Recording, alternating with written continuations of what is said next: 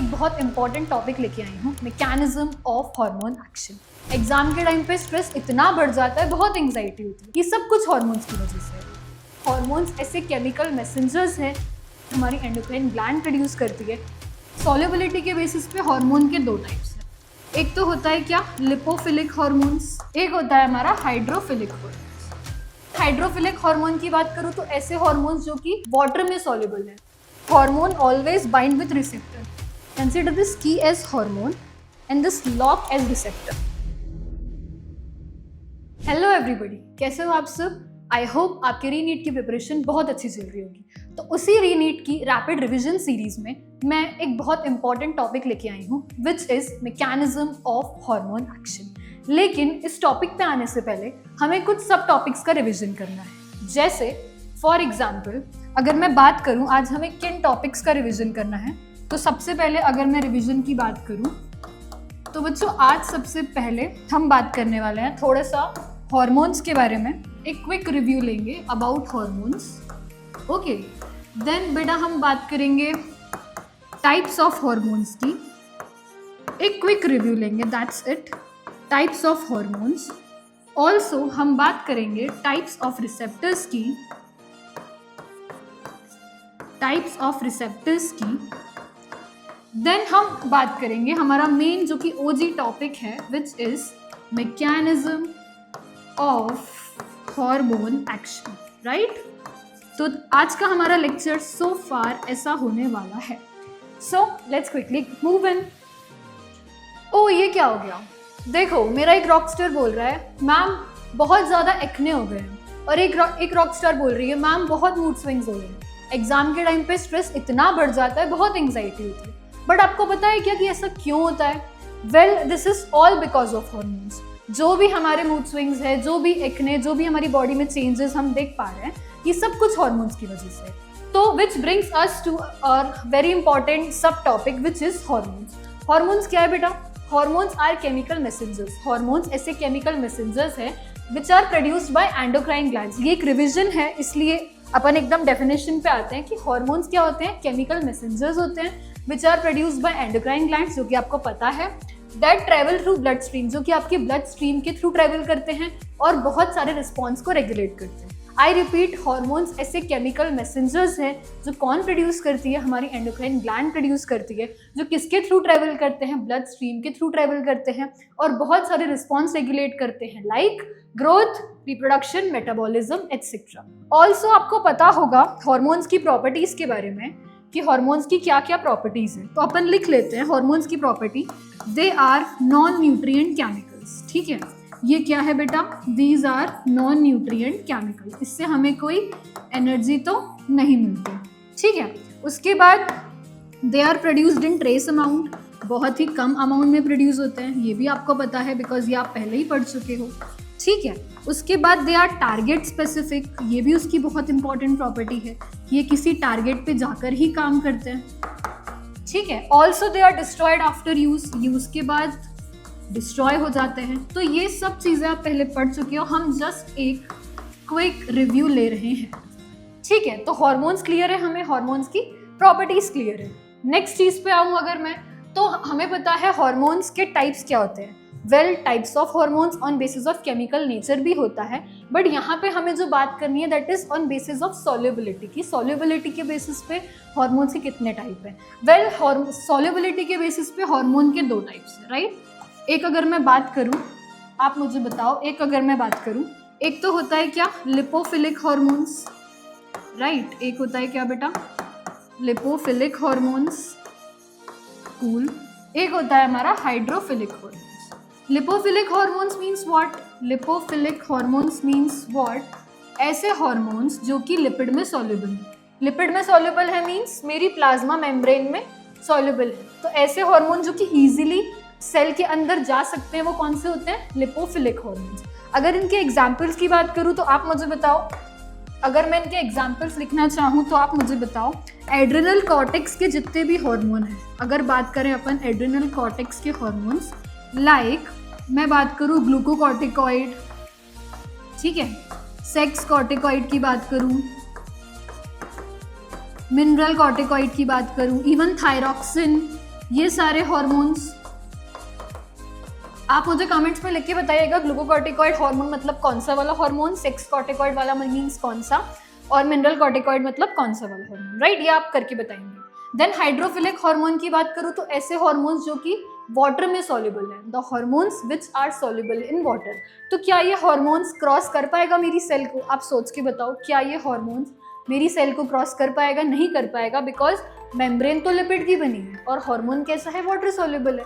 तो like dissolve like होता है, बट यहाँ पे तो ऐसा है ही नहीं, तो वाटर सॉल्युबल हार्मोन है, तो it can not cross plasma membrane, right? It can not cross what? Plasma membrane. ये प्लाज्मा मेम्ब्रेन को तो क्रॉस नहीं कर पाएगा। तो इसके एग्जाम्पल की बात करूँ, जितने भी प्रोटीन हार्मोन हैं या जितने भी अगर अपन बात करें पेप्टाइड हार्मोन है या जितने भी अमीनो एसिड्स के हार्मोन हैं, ये अगेन आपका होमवर्क है, आप मुझे कमेंट सेक्शन में लिख के बताओगे कि प्रोटीन हार्मोन का एग्जाम्पल पेप्टाइड और अमीनो एसिड का। कूल, चलो आगे बढ़ते हैं। देन आपको पता है कि hormone always bind with receptor. Next अपनी सब हेडिंग है टाइप्स ऑफ रिसेप्टर। देखो एक चीज है, हार्मोन मैं बताऊं, हार्मोन ऑलवेज बाइंड करता है रिसेप्टर के साथ, हार्मोन ऑलवेज बाइंड करता है बेटा रिसेप्टर के साथ to form what? It forms hormone receptor complex. क्या फॉर्म करेगा? Hormone receptor complex. देखो एक एग्जाम्पल से समझते हैं, ठीक है? कंसिडर, देखो मेरे पास एक लॉक एंड की है, अगर तुम देखो तो consider this key as hormone. अगर तुम देखो ना, this key, consider this key as hormone and this lock as receptor. Hormone receptor key lock. जैसे ही हार्मोन गया रिसेप्टर में, जैसे ही की गई बेटा किसमें? लॉक में। अभी लॉक बंद है ना, जैसे ही गई तो रिस्पॉन्स आ गया, लॉक ओपन हो गया। अगर इफ यू कैन सी, तो मैंने क्या बोला बेटा? Consider this key as hormone, this lock as receptor. तो जैसे ही इसमें की गई लॉक में तो रिस्पॉन्स आ गया। तो hormone always bind with receptor. Hormone का रिसेप्टर से जुड़ना बहुत ज़रूरी है to form hormone receptor complex, तभी ही रिस्पॉन्स आ पाता है। मैंने क्या बोला बेटा? हार्मोन जब भी रिसेप्टर से बाइंड करता है to form hormone receptor complex, then only it gives what? तभी ये क्या देता है बेटा? रिस्पॉन्स देता है। ठीक है, अब अगर मैं बात करूँ टाइप्स ऑफ रिसेप्टर की, क्योंकि मैंने बात करी कि मेरे हार्मोन 2 टाइप के हैं। मैंने बोला हार्मोन 2 टाइप के थे बेटा, कौन कौन से थे? रिवाइज करवाओ। एक तो था लिपोफिलिक हार्मोन, ठीक है, एक था मेरा क्या बेटा? Hydrophilic hormone.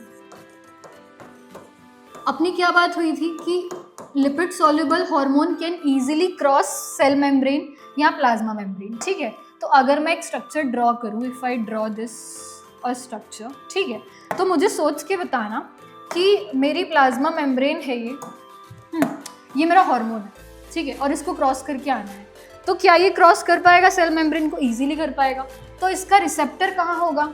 इसका रिसेप्टर, लेट्स सपोज ये सेल थी, इसके अंदर मैंने छोटा सा न्यूक्लियस बनाया, छुटकू सा न्यूक्लियस बनाना, ठीक है, वेट।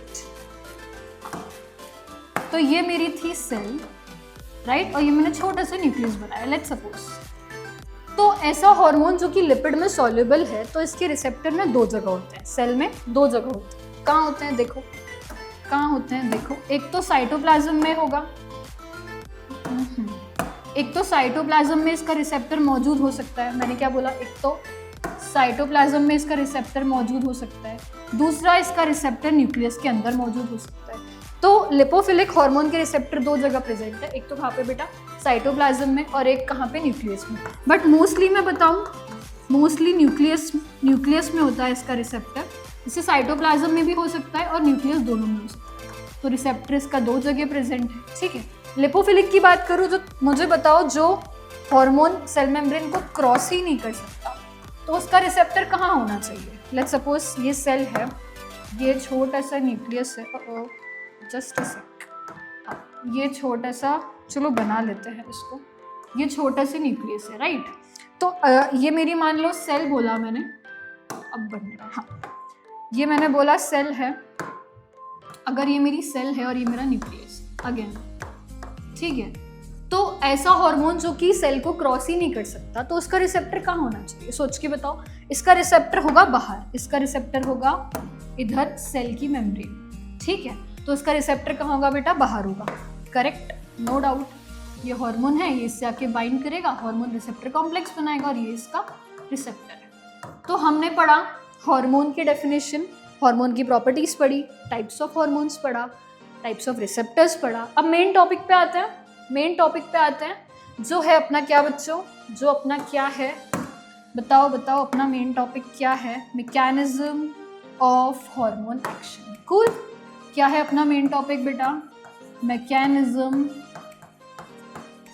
Of hormone action. ठीक है,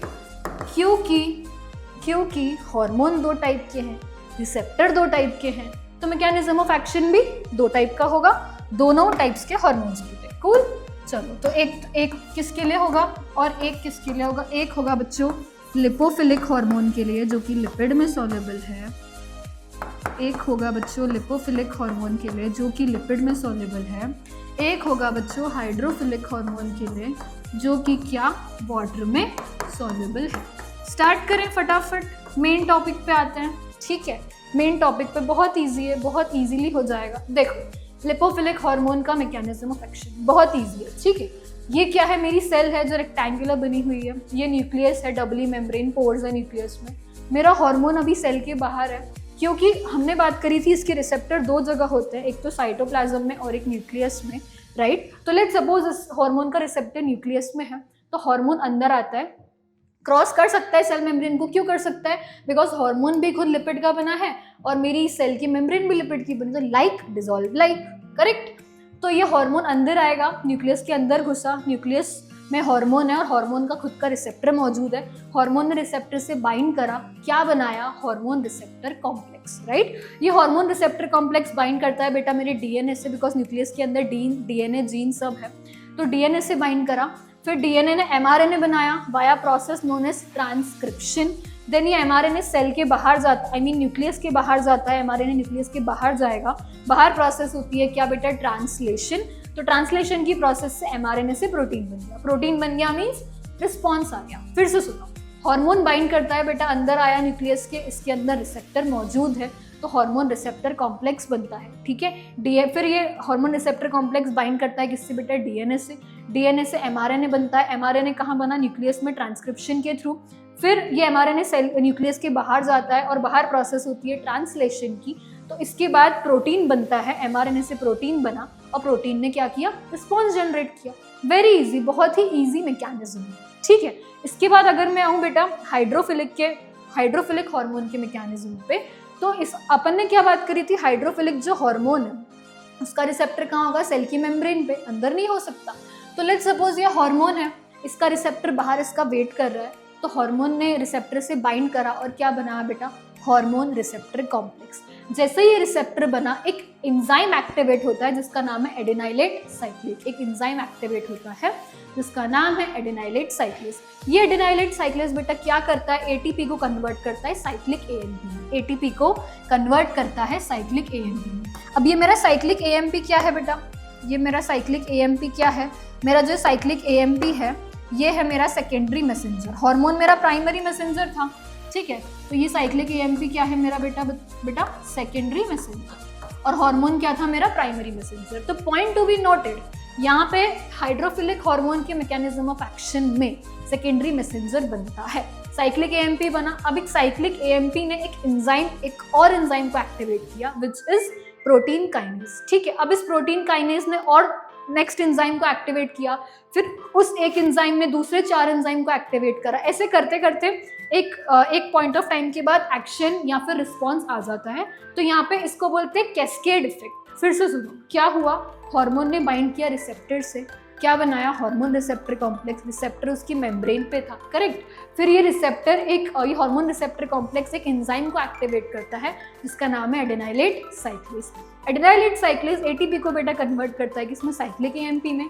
फिर साइक्लिक एएमपी एक एंजाइम को एक्टिवेट करता है जिसका नाम है प्रोटीन काइनेज। फिर प्रोटीन काइनेज किसी नेक्स्ट एंजाइम को एक्टिवेट करेगा, फिर वो एंजाइम किसी दूसरे एंजाइम को एक्टिवेट करेगा, फिर तीसरा एंजाइम किसी और एंजाइम को एक्टिवेट करेगा। ऐसे करते करते एट द एंड एक्शन या रिस्पॉन्स आ जाता है। ठीक है, ऐसी मैकेनिज्म जिसमें एक एंजाइम दूसरे एंजाइम को, दूसरा एंजाइम तीसरे एंजाइम को, तीसरा चौथे को ऐसे एक्टिवेट करता है, इस मैकेनिज्म को बोलते हैं कैस्केड इफेक्ट, एक चेन ऑफ रिएक्शन चल रही है, ठीक है।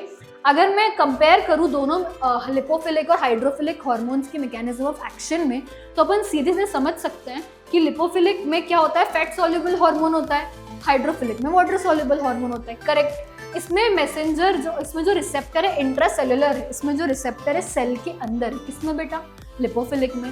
वेयर एज हाइड्रोफिलिक में अपन ने देखा सेल के बाहर था, इसलिए एक्स्ट्रा सेलुलर रिसेप्टर है, करेक्ट। उसके बाद लिपोफिलिक में इंक्लूड्स एक्टिवेशन ऑफ जीन या डीएनए, बिल्कुल आप देख सकते हो यहाँ पे एग्जैक्टली डीएनए को एक्टिवेट किया जा रहा है, डीएनए से हार्मोन रिसेप्टर कॉम्प्लेक्स बाइंड करवाया जा रहा है, एक्टिवेशन किया जा रहा है। वेयर एज यहाँ पे क्या है, कैस्केड इफेक्ट है, यहाँ पे कोई ऐसा एक्टिवेशन की बात नहीं है, यहाँ पे कैस्केड इफेक्ट है। नेक्स्ट यहाँ पे जो एक्शन है वो डिलेड है, मतलब यहाँ पे एक्शन धीरे धीरे आएगा, बट जब आएगा तो बहुत लॉन्गर ड्यूरेशन के लिए आएगा। वेयर एज यहाँ पे एकदम यहाँ पे रिस्पॉन्स बहुत फास्ट आता है, बट यहाँ पे शॉर्ट ड्यूरेशन के लिए आता है। तो आई होप आपको आज का लेक्चर बहुत अच्छे से समझ आ गया होगा। तो अपन नेक्स्ट वीडियो में मिलेंगे with some another topic. Thank you.